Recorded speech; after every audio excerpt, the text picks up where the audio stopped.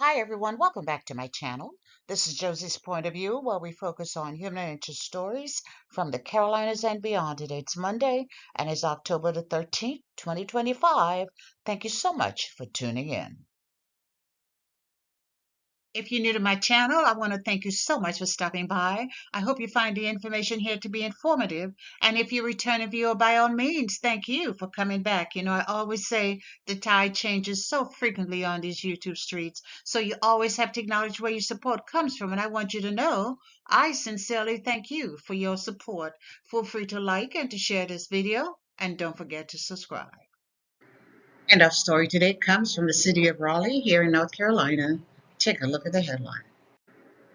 And it reads, Raleigh police officer accused of taking sexual favor during DWI investigation.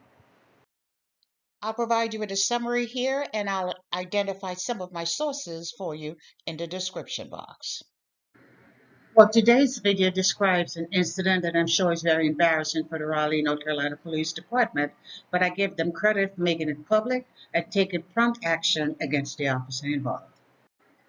And that police officer is 28-year-old Tremale Stephon Cogdell, assigned to the Raleigh, North Carolina Police Department since 2022. That's just about 3 years, a little over 3 years and 3 months. And he was assigned to the field operations of the downtown Raleigh district. That was until he was terminated last week. And that's because of a conscious decision he made while conducting his duties. And this is what has been reported about this case. We learned the case came to light when the North Carolina State Bureau of Investigation contacted the Raleigh Police Department on September the 26th and made them aware of an officer misconduct incident based on a report they received from someone who they identified as a victim. This was an illegal incident concerning Officer Cogdell, and allegedly that incident took place earlier in the month. Reports say that Officer Cogdell encountered a crash victim early in the morning on September the 12th. It appears only one person was involved, and she had been drinking. Apparently, she did hit a car that was parked. And after completing a service call, it was reported that Officer Cogdell took the victim back to the victim's residence in a Raleigh police car and had sex with her while he was on duty. So in case you missed it, the woman at the center of this crash should have been cited for a DWI, but instead of doing so, Officer Cogdell worked out a deal in which she negotiated sex with the victim so as not to file charges.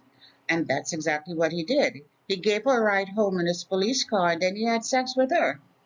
And it was someone in the victim's close circle that made an anonymous call to the North Carolina State Bureau of Investigation that prompted them to contact the Raleigh Police Department. And when the Raleigh leadership received that notification, I'm sure first thing they looked to see whether or not there had been any charges filed, and there wasn't. So Officer Cogdell was placed in suspension while they pursued an investigation into the matter. And once the allegations were substantiated, Officer Cogdell was promptly terminated from the Raleigh Police Department and charged as follows. He was charged with felony obstruction of justice, misdemeanor willful neglect of duties, and felony sexual misconduct of a person in custody by a government official. He was booked into the Wake County Detention Center, and he was signed a bond of $30,000.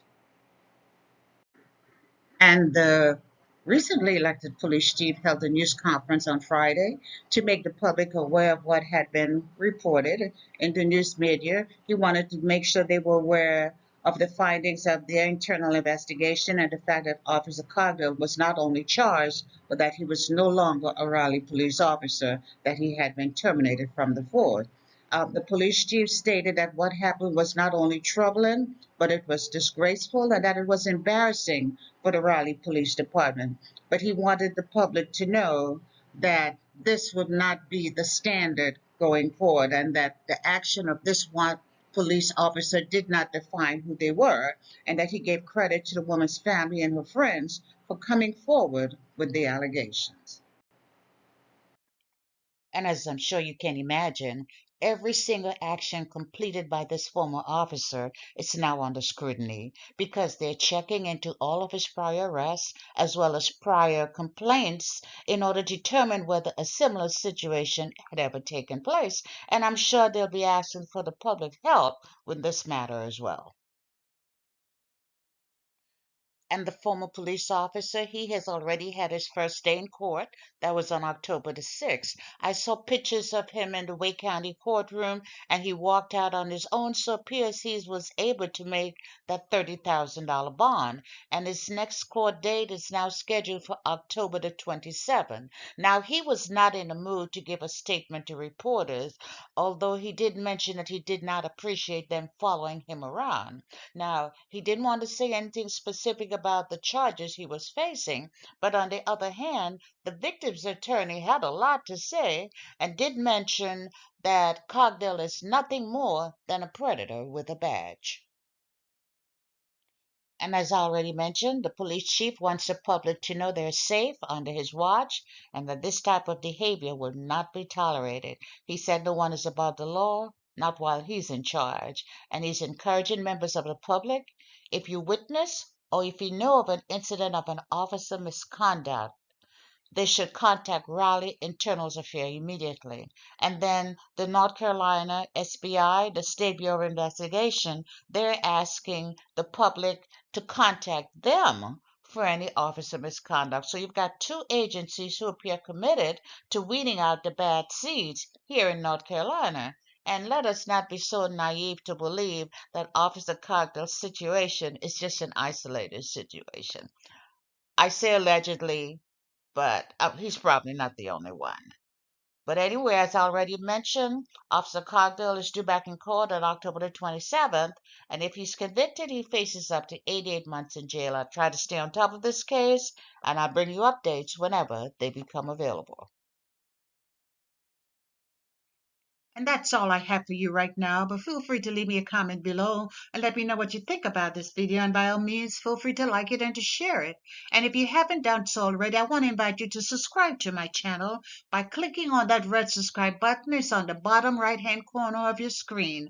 And if you click on the bell that looks like just like this one, that's the notification bell. If you click on that notification bell, you'll be the first to know whenever a new video is uploaded. I thank you for watching, and I'll talk to you soon. Bye.